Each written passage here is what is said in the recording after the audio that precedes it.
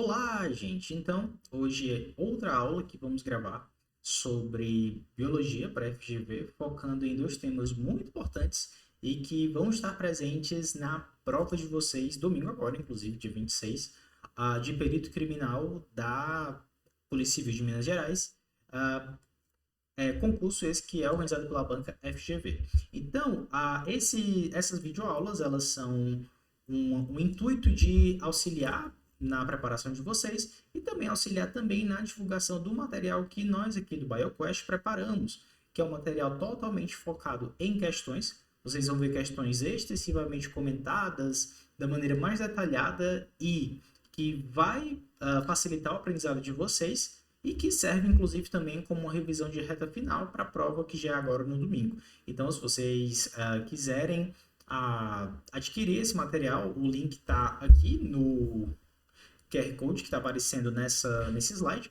Também eu vou colocá-lo à disposição no final, tanto desse material de todas as questões de biologia comentadas de 2019 até 2024, que vão cair na prova, que estão presentes no edital, quanto também temos o material de química ambiental, que também estamos gravando aulas sobre ele. Dito isso, então, o link também vai estar na descrição para mais informações. Então, bora lá, gente. A intenção aqui é trazer, então, alguns dos principais pontos de evolução de cladogramas que costumam ser cobrados nas provas de perito criminal. Então, eu trouxe duas questões de cada um desses subtópicos dentro de cladogramas e evolução. Então, vamos começar a aula. Primeira questão que a gente está vendo aqui é a seguinte. A figura a seguir mostra um possível árvore filogenética de alguns grupos de vertebrados. O meu principal objetivo com essa aula de hoje é ensinar para vocês como é que a gente pode interpretar cladogramas, que isso vai facilitar bastante a resolução dessas questões. Então, notem, o cladograma ou árvore filogenética é esse tipo de imagem que vocês estão vendo aqui. Vamos pensar o seguinte. Cada grupo desse que está aqui, primeiro, o que é que um cladograma representa? Um cladograma ele representa a árvore genealógica, digamos assim, dos grupos de seres vivos e as suas relações evolutivas entre si. Então, aqui a gente tem um grupo chamado de ancestral em relação a todo esse cladograma. Então, esse aqui é o ancestral geral, digamos assim, seria o mais antigo. Os ancestrais não existem mais, né? Então, esse aqui seria o mais antigo. E esse cladograma, o passar do tempo em relação a ele vai de baixo para cima. Então, aqui embaixo nós temos os pontos mais antigos e para cima nós temos os pontos mais recentes. Vejam que em cada ponto desse que precede a bifurcação, então aqui em ancestral, nesse outro ponto, nesse ponto 1, no ponto 2 e no ponto 3, esses pontos eles representam, digamos assim, aquisições evolutivas. Essas aquisições evolutivas, elas também têm outros dois nomes que vocês podem ver nas provas. Elas podem ser chamadas também de apomorfias. Então, são novidades evolutivas que surgem ao longo da história evolutiva das espécies. Então, elas tanto podem ser chamadas de apomorfias, quanto elas podem ser chamadas de caracteres derivados, ou seja, novos. Então, com base nessas apomorfias, é que a gente vai conseguir dizer que quais grupos são mais próximos entre si do que outros. Então, vamos ver o seguinte.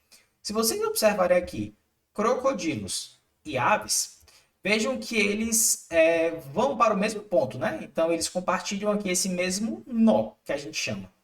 Como aqui crocodilos e aves são duas saídas, duas ramificações desse mesmo nó, a gente vai dizer que eles formam um chamado grupo monofilético.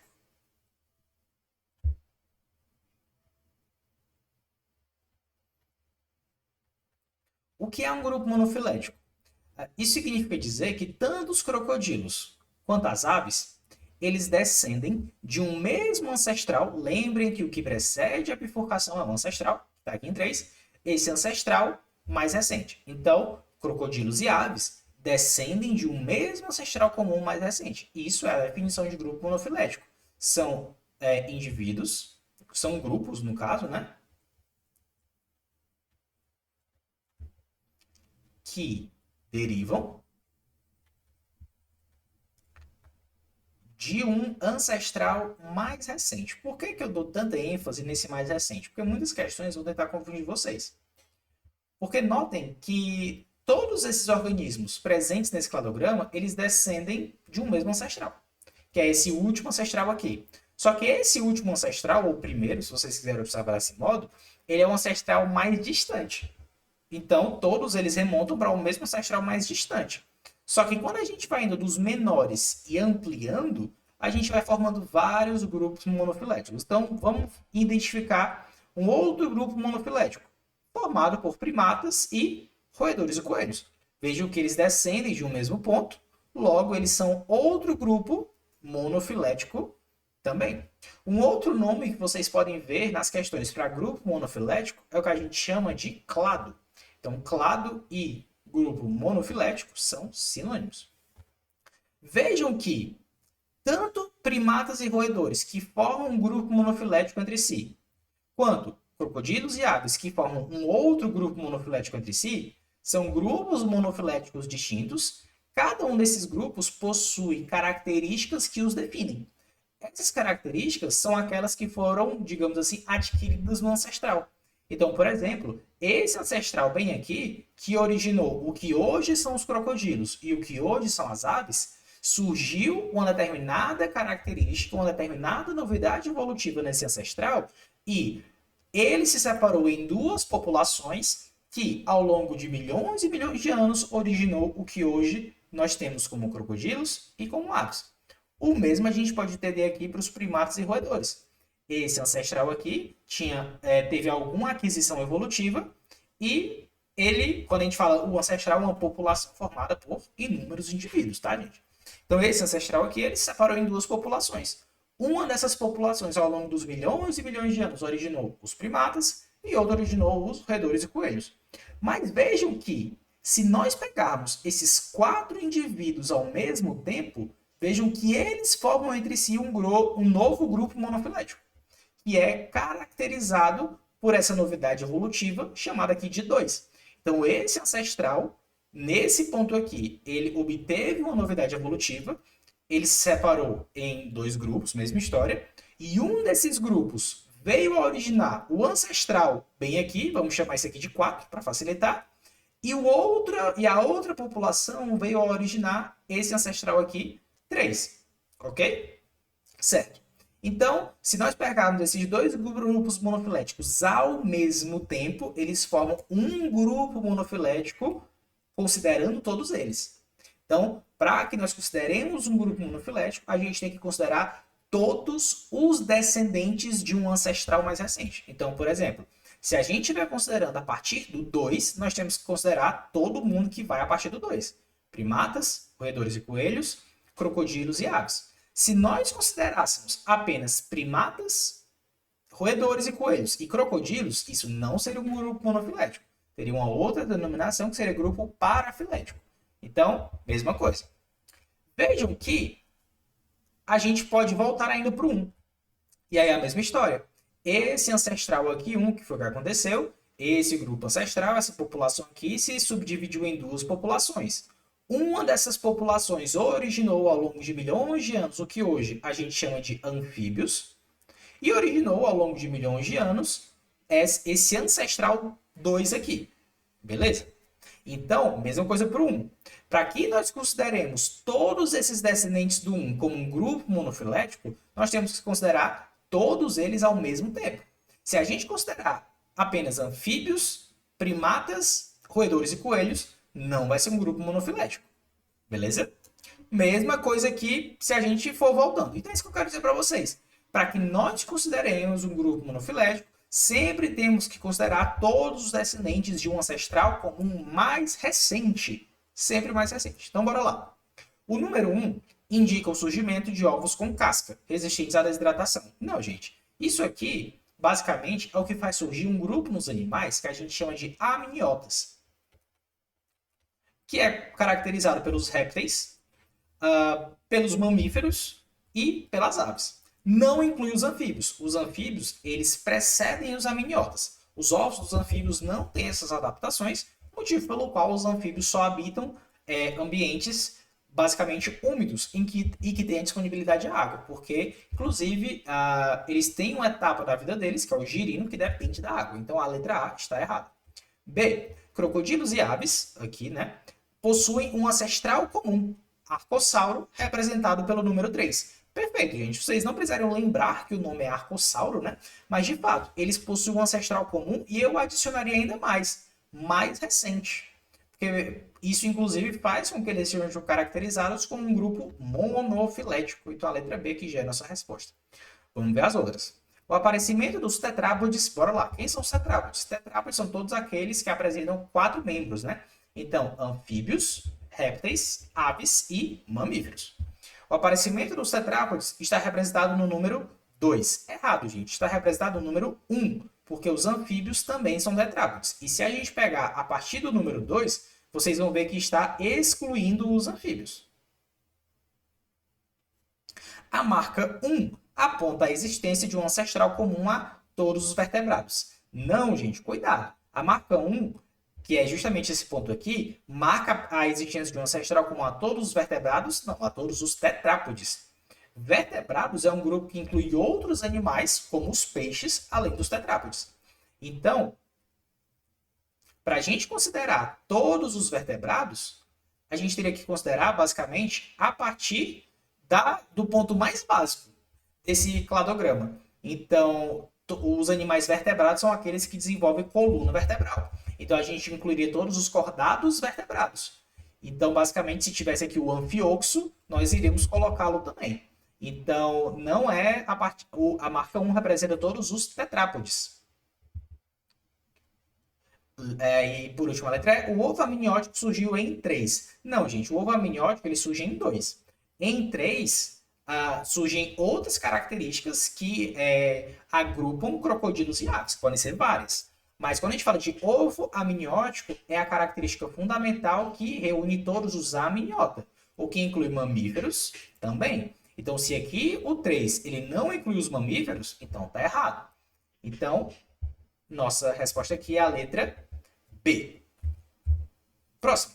Observe a árvore filogenética a seguir, que mostra a provável história evolutiva entre as espécies 1, 2, 3 e 4. Então, bora lá, gente.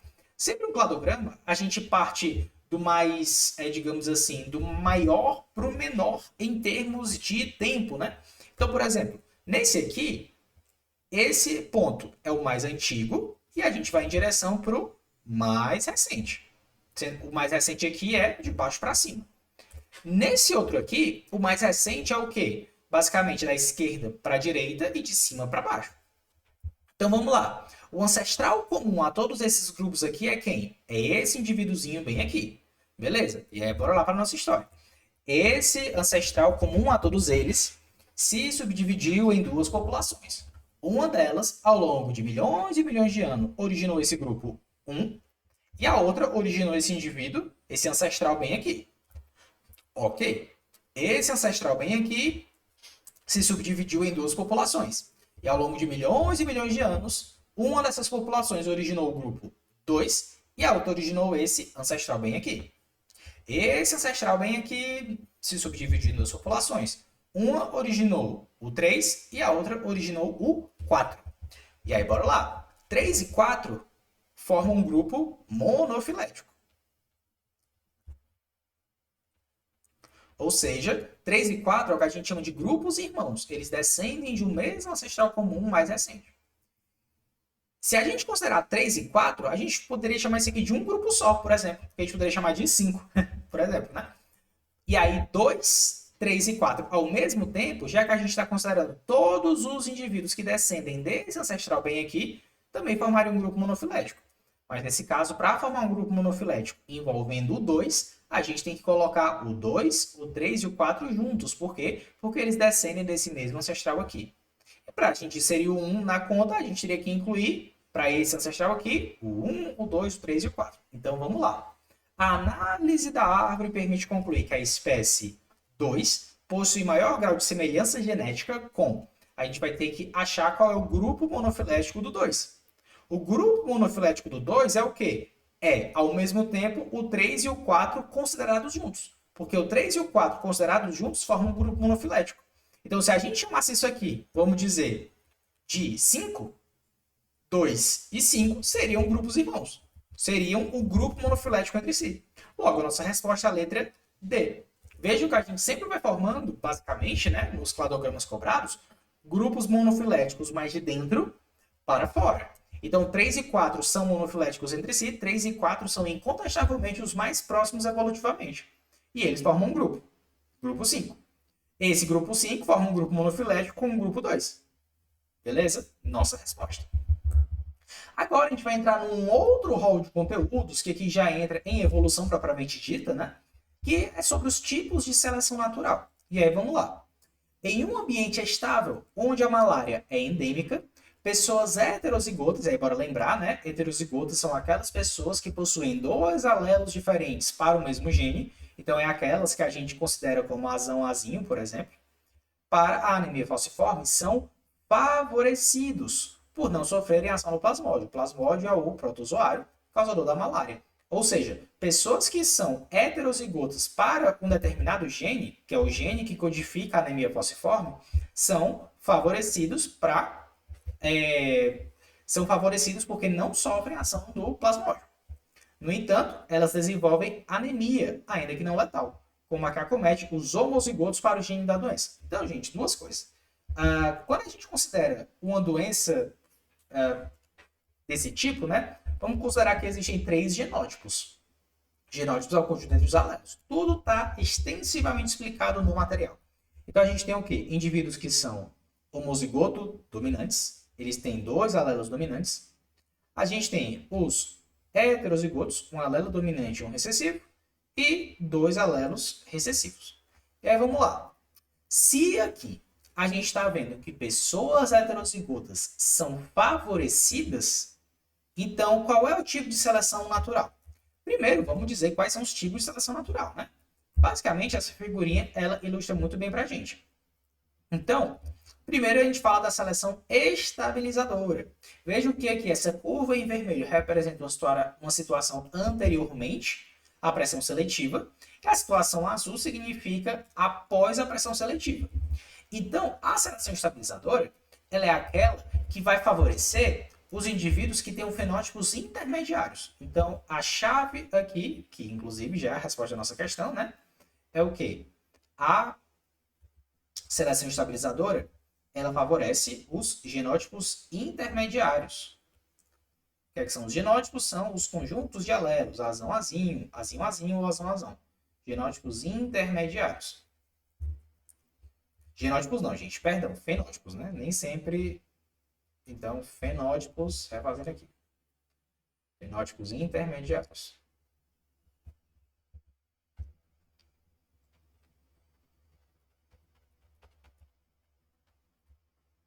Fenótipos intermediários, enquanto ela reduz o quê? Ela reduz a frequência dos fenótipos extremos. Vejam que nesse gráfico aqui, ó, diferentemente da seleção disruptiva, a seleção disruptiva ela favorece fenótipos extremos, enquanto que ela desfavorece os fenótipos intermediários.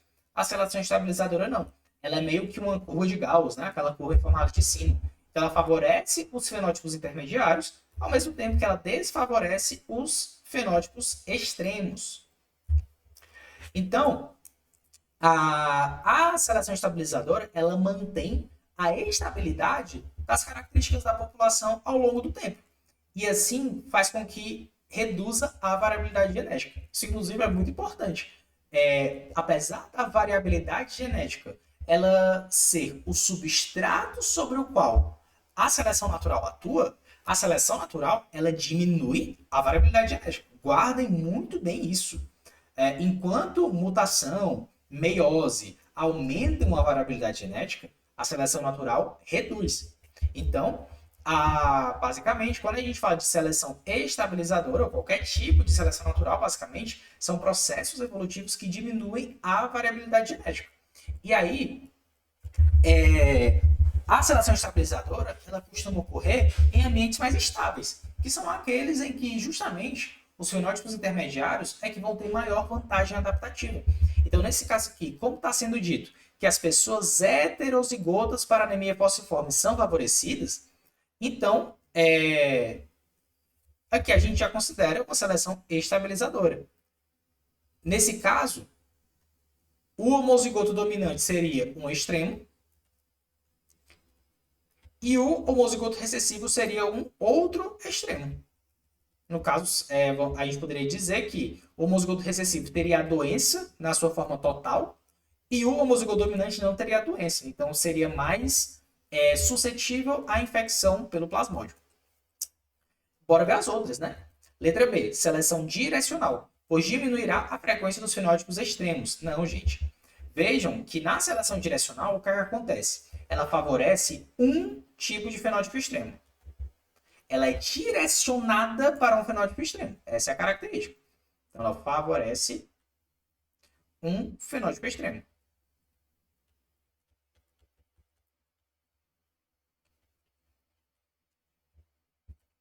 E aí, o que a gente nota?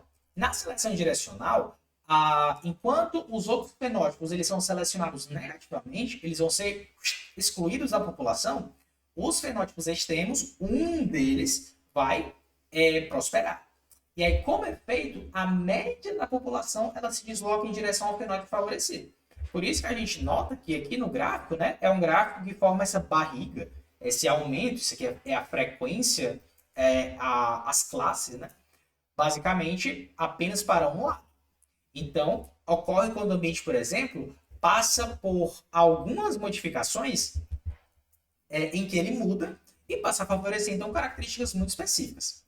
Quando a gente cita, por exemplo, a seleção disruptiva, que é o último tipo, vejam que ambos os fenótipos extremos serão favorecidos. Já indivíduos com fenótipo intermediário vão ser, já os fenótipos intermediários eles vão ser desvantajosos. A população ela acaba se dividindo em dois grandes grupos, que é basicamente esses dois grandes grupos, quando a gente os nota, são grupos que vão ter justamente esses extremos. Seria nesse caso aqui da questão, o indivíduo com genótipo homozigoto dominante e o indivíduo com genótipo homozigoto recessivo. No caso da seleção disruptiva, a gente ainda pode até dizer que vai aumentar a variabilidade genética. Por quê? Porque, e aqui é um cuidado, se a questão falar, isso é mais comum quando cobra genética de populações, mas se a questão falar que a seleção natural, de maneira genérica, ela aumenta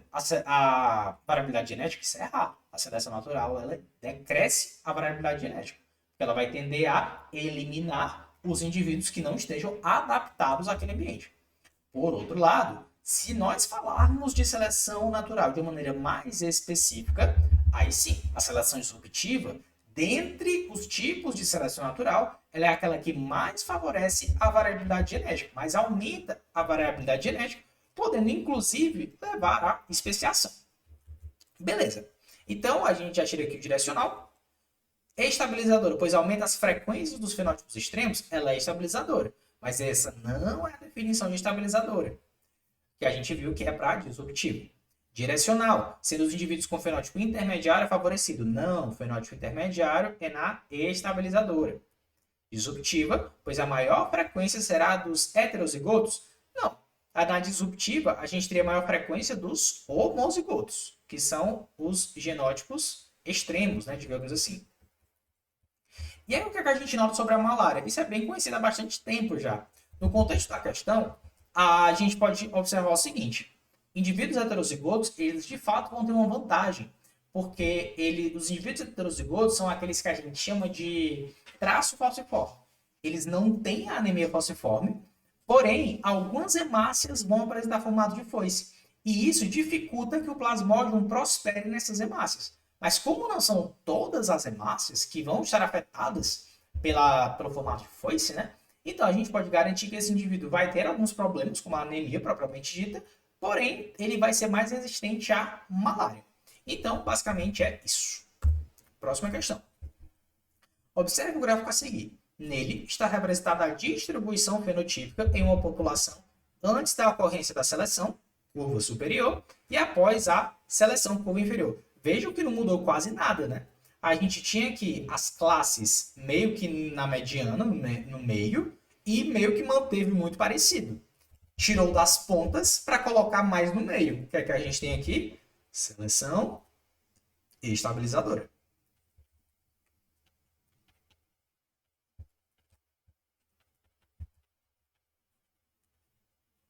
E aí, bora lá. Tipo de seleção natural representada é disruptiva? Não, gente. Disruptiva é aquela que a gente tem o quê? Favorecimento dos dois extremos. Direcional? Não, direcional a gente tem favorecimento de um dos extremos, onde os fenótipos selecionados negativamente são as classes extremas. Pelo contrário, na direcional, os fenótipos selecionados negativamente são as classes intermediárias e não as classes extremas.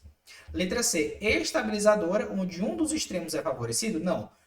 Quando um dos extremos é favorecido, a gente chama isso de direcional.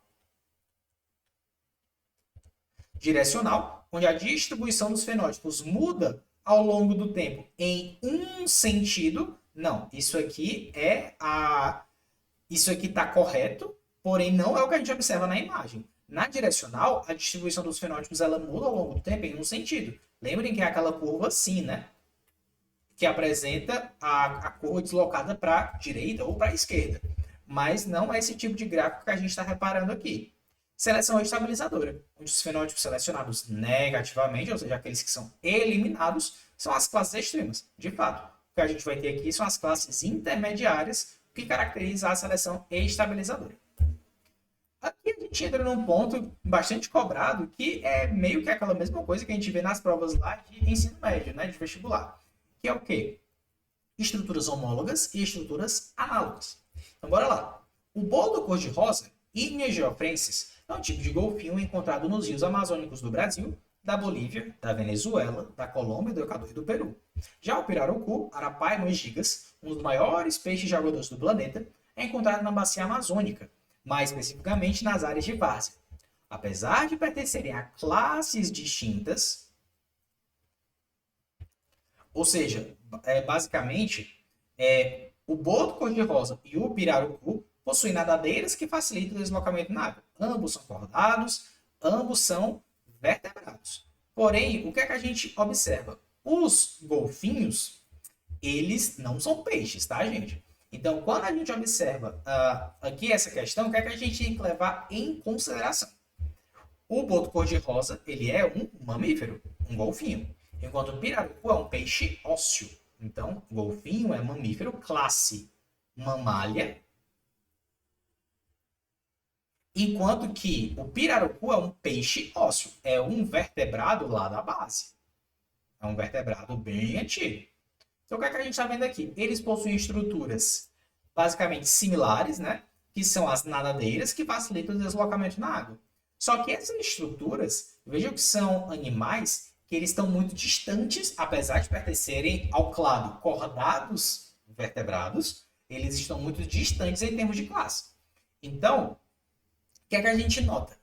Essas estruturas, apesar delas terem essa mesma função, elas não têm a mesma origem evolutiva. Quando a gente tem estruturas de mesma função,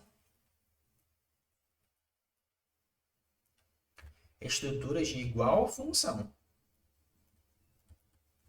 e diferente origem, a gente chama isso de estruturas análogas.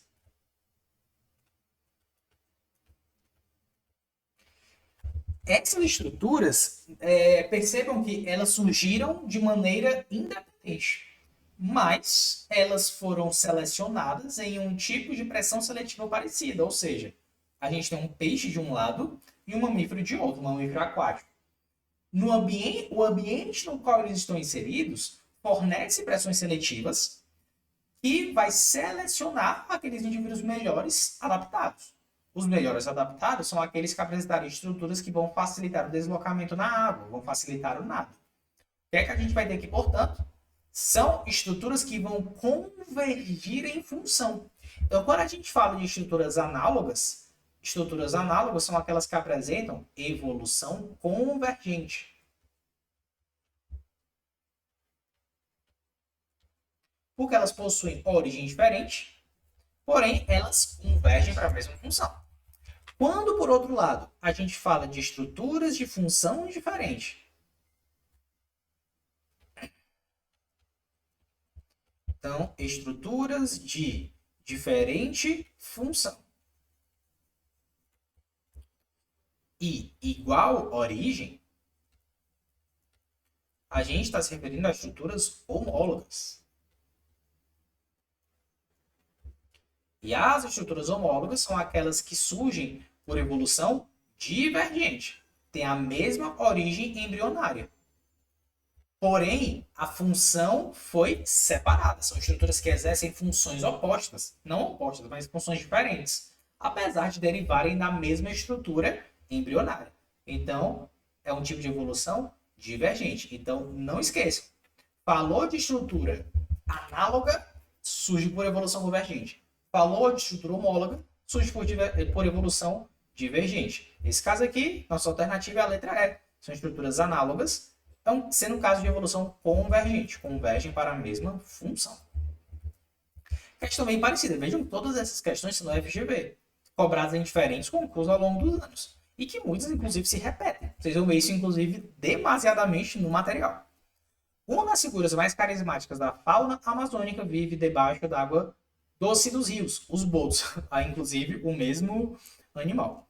Apesar de não serem bichos pequenos, nem particularmente discretos por onde passam, ainda existem lacunas importantes sobre a ocorrência e ecologia deles na bacia amazônica. Após o levantamento de dados, comprovou-se a ocorrência de populações de 3 espécies de botos no estado do Amapá. Beleza. Se compararmos as nadadeiras dos botos com as patas de uma onça, aí pronto, gente. Estamos falando de quê? 2 mamíferos.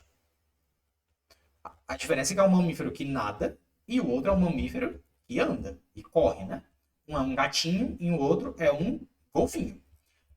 Podemos dizer que são estruturas, aí sim, homólogas. Resultado do quê? Da divergência evolutiva. Então, bastante atenção a isso. Outro muito comum que vai cobrar o voo nos insetos e nas aves. Mesmo caso que a gente viu anteriormente. Inseto, basicamente um artrópode, um invertebrado. Uma ave, um cordado vertebrado tetrápodo amniota. São animais completamente diferentes, mas que ambos possuem estruturas para facilitar o voo, que são as asas, mas que surgem a partir de estruturas completamente diferentes. Então, as asas nos insetos e nas aves, ou nos insetos e nos morcegos, são estruturas análogas que surgem por evolução convergente. Nesse nosso caso aqui, como a gente está falando de 2 mamíferos, são estruturas homólogas que surgem por divergência evolutiva. E aí vamos entrar basicamente na última parte, que é falar um pouco sobre a especiação. Talvez seja um tema um pouco mais controverso, né? Justamente, talvez porque seja um tema menos cobrado, mas que os alunos costumam ter um pouco mais de dificuldade. Então, bora lá. Na bacia amazônica, a distribuição de muitas espécies de vertebrados terrestres é delimitada por grandes rios, os quais são frequentemente considerados barreiras biogeográficas. Vocês vão guardar muito bem essa palavrinha aqui, esse termo, né? Barreiras biogeográficas, que isso é a base de um dos tipos de especiação que a gente vai falar. O rio Tapajós atua como uma barreira fluvial, basicamente um rio, sobre a variabilidade genética, acústica e morfológica em populações do anuro, um sapo, Alobates tapajós, da família Dendrobatidae. Inclusive, curiosidade, essa família é aquela família daqueles sapos que são muito coloridos e que são alguns dos animais mais venenosos do planeta. E que o fato desses animais apresentarem essas cores muito chamativas, laranja, azul claro, isso faz com que isso seja um mecanismo de defesa que eles apresentam chamado de aposematismo, ou coloração por advertência, em que eles meio que sinalizam o quê? Não me coma porque eu sou muito letal. Então, essa família dos dendrobatídeos é essa família de sapos coloridos, que tem bastante na América do Sul e que eles são muito letais. O conjunto de resultados obtidos suporta o atual estado específico das populações de ambas as margens do rio Tapajós estarem no estágio do processo de especiação. Mas é aquilo, gente, o sapo é letal só para quem ataca ele. Ele não é peçonhento. Ele não vai emitir veneno, ele não vai inocular veneno em alguém. Basicamente, se algum animal tentar comê-lo, aí esse animal vai se dar mal, né? Mas ele é só não mexer com ele. Então, bora lá. O processo de especiação aqui observado é vejam que aqui está falando de barreiras biogeográficas. E aí, vamos lá. A gente tem 3 tipos básicos de especiação. A gente tem a chamada especiação alopátrica, a gente tem a especiação simpátrica e a gente tem a especiação parapátrica. A especiação alopátrica é aquela em que duas populações de uma mesma espécie elas vão ser separadas por uma barreira, como é o caso que a gente está observando aqui, né? Como rios, como montanhas, desertos ou até mesmo oceanos.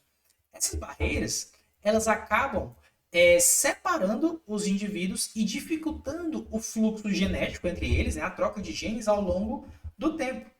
E ao longo do tempo, essas espécies dos dois lados que foram separados, elas acumulam tantas diferenças genéticas que depois de um tempo elas se tornam incapazes de reproduzirem entre si.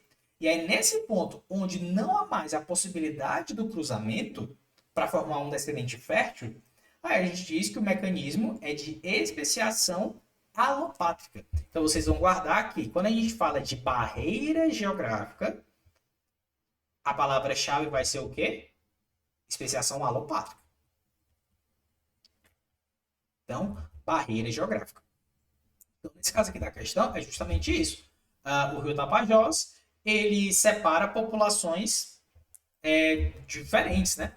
Então, ele atua como barreira fluvial. Logo, o tipo de especiação que é observado é a alopátrica, pois o isolamento geográfico não favorece o fluxo gênico entre as populações. E assim, ao longo do tempo, criam-se espécies diferentes. Beleza? E a especiação simpátrica, né?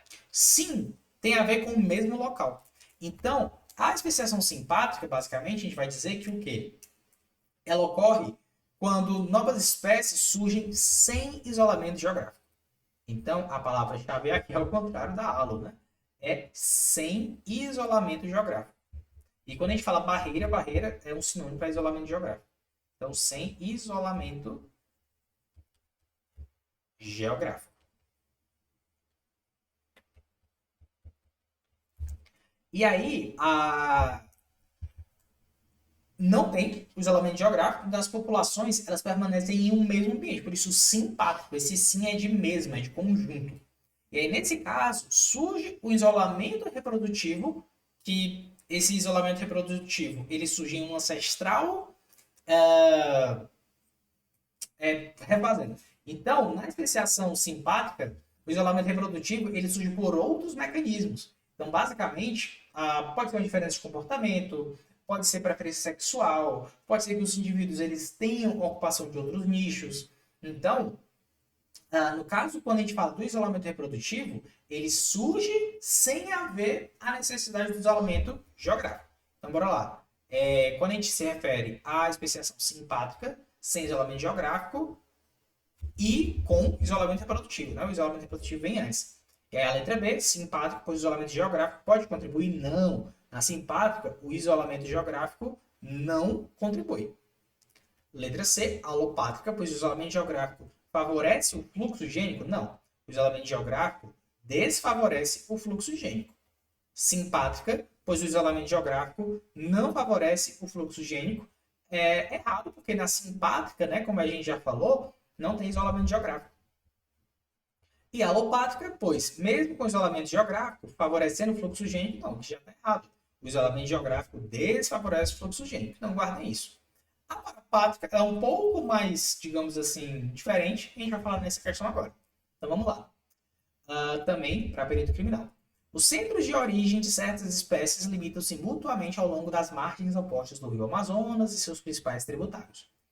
Pesquisadores sugeriram que essas formas teriam se originado in situ, ou seja, no local, durante o Pleistoceno ou períodos geológicos anteriores. Ok. O tipo de especiação sugerido pelo texto é... Então vamos lá, o que é que a gente tem aqui nesse texto, né? Vamos lá, limites mutuamente, margens opostas do rio Amazonas e seus principais tributários. Então, pesquisadores sugeriram que essas formas teriam se originado no local durante o Pleistoceno ou períodos geológicos. O tipo de especiação sugerido pelo texto é a alopátrica, onde a barreira geográfica separa a população inicial em duas, possibilitando o isolamento reprodutivo e o surgimento de espécies distintas. Perfeito, gente. Então, também aqui é uma especiação alopátrica. É a mais comumente cobrada nas provas, mas é importante vocês saberem os conceitos por trás dos três tipos de especiação. Vou já falar da parapátrica, mas é basicamente isso. Espécies, margens opostas, que teriam se originado durante o período geológico, enfim. Aqui Não fica tão claro como nessa questão passada, né? Mas isso remonta para a gente o mais próximo de uma especiação alopátrica, justamente porque ele fala margens opostas do rio. Letra B, simpátrica, onde a barreira comportamental separa a população inicial em duas, possibilitando o surgimento de mecanismo de isolamento estacional, ainda que haja fluxo gênico entre duas novas espécies. A definição ela está certa, mas não é isso que se aplica aqui. Não foi falado de um mesmo ambiente propriamente dito, e sim que são margens opostas de um rio. Então a letra B está errada, mas a definição está certa. De fato, isso é o que acontece na especiação simpátrica. Letra C, alopátrica, onde a barreira comportamental separa a população inicial. Não. A gente viu que na alopátrica, a palavra-chave é o quê? Barreira geográfica. Então isso aqui está errado. Letra D, simpátrica, onde a barreira geográfica separa a população inicial em duas. Não. Confundiu os dois conceitos, né? E, por fim, a letra E, parapátrica, onde a barreira comportamental, não. Aqui ele vai definir a simpátrica. Mas o que é a especiação parapátrica? A palavra-chave, o termo-chave para especiação parapátrica vai ser o quê? Ambientes adjacentes.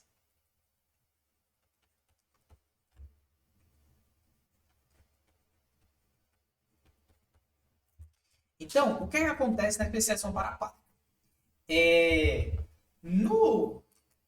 Ela vai ocorrer justamente por conta de algumas diferenças ambientais em regiões adjacentes. Então, vamos começar em um ambiente, né? Aqui a gente tem um ambiente de campo desse lado aqui. Então, bora dizer campo 1. Com populações de gramíneas. Então, campo 1. E aqui a gente vai ter o campo 2. E aqui é uma barreira, não é uma barreira propriamente dita, né? Mas são ambientes que estão lado a lado. Vamos dizer que é apenas um leve declive que separa eles. Mas são ambientes que estão ali adjacentes, um do ladinho do outro. Mas o que é que acontece? Um desses campos, vamos dizer que ao longo do tempo, ele tem sido um ambiente de descarga de efluentes. Então tem esgoto vindo aqui para esse campo. E esse esgoto, ele é muito carregado com metais pesados, por exemplo.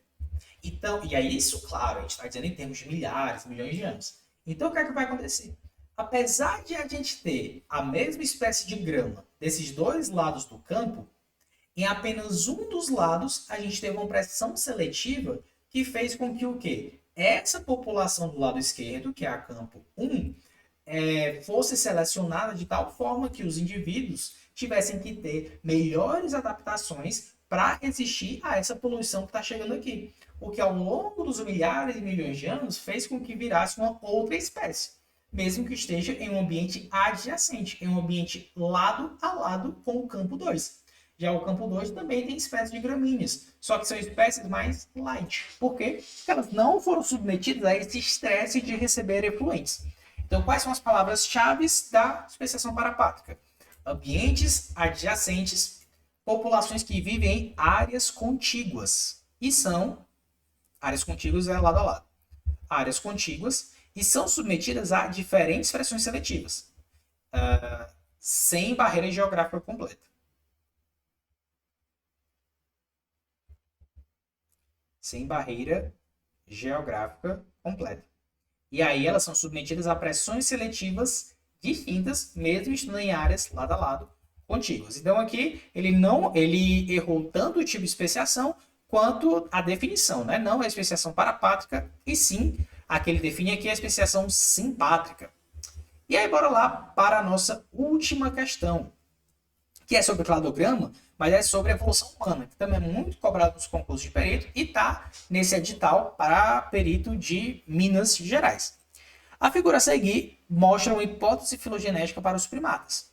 Ela está baseada em evidências de muitos genes, morfologias e fósseis. Então, esse cladograma, apesar dele ser formatado de um jeito diferente, o raciocínio é o mesmo. A gente tem aqui chimpanzés e seres humanos formam um grupo monofilético que descende desse ancestral aqui. Chimpanzés, seres humanos e gorilas, os três juntos remontam para um outro grupo monofilético que deriva desse ancestral aqui, e por aí vai, né? Hominioides é um grupo monofilético que inclui orangotangos, gorilas, chimpanzés e seres humanos. E a gente vai indo para trás, né? Então vamos lá. Com relação à evolução dos primatas e à filogenia apresentada, analise as afirmativas a seguir. Quando comparados os genomas, verifica-se maior semelhança genética entre chimpanzés e seres humanos, que é um grupo monofilético, do que entre chimpanzés e gorilas. Perfeito, gente. Que é que a gente sempre tem que observar? Grupos monofiléticos. Vejam que chimpanzés e seres humanos, os dois juntos ao mesmo tempo, são grupos irmãos e formam um grupo monofilético. Eles descendem desse ancestral comum mais recente.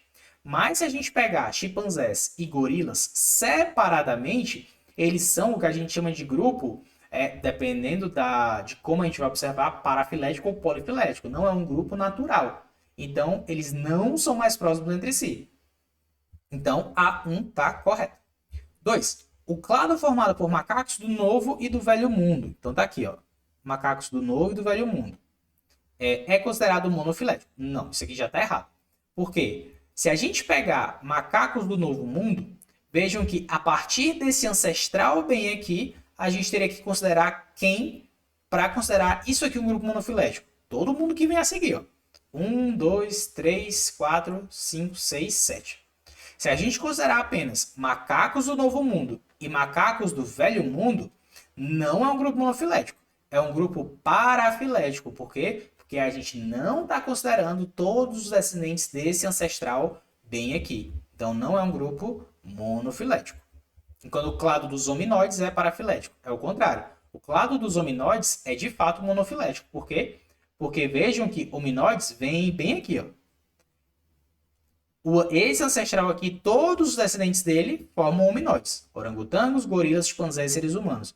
Considerando esses 4 ao mesmo tempo, é um grupo monofilético. Agora, considerando macacos do Novo Mundo e do Velho Mundo, apenas esses dois aqui, vejam que eles se separam em datas completamente distintas. Ó. Macacos do Novo Mundo, eles se separam 50 milhões de anos atrás. Enquanto que os macacos do Velho Mundo, 20 milhões de anos mais tarde. Então, não, os dois não formam um grupo monofilético. Então, aqui foi o contrário. Hominoides é monofilético e esse que ele fala, e nem é um clado, né? Porque, enfim, clado é um grupo monofilético. Isso aqui seria um grupo parafilético. Beleza. 3. O surgimento dos primeiros hominoides, os orangotangos, e tá certo, né? De fato, veja que os orangotangos, quando a gente considera o grupo monofilético hominoides, tem um grupo mais externo, que é o primeiro que se separou, que é justamente os orangotangos. Deu-se entre 10 e 20 milhões de anos atrás. Vejam que os orangotangos, eles de fato estão aqui entre 10 e 20 milhões de anos atrás. E aí, o que é que a gente tem que observar? Ok. Os seres humanos são os hominoides mais recentes, tendo surgido há cerca de 6 milhões de anos. Aí essa que era a pegadinha da questão. Não, gente. Vejam que os seres humanos, eles surgem há um tempo muito recente.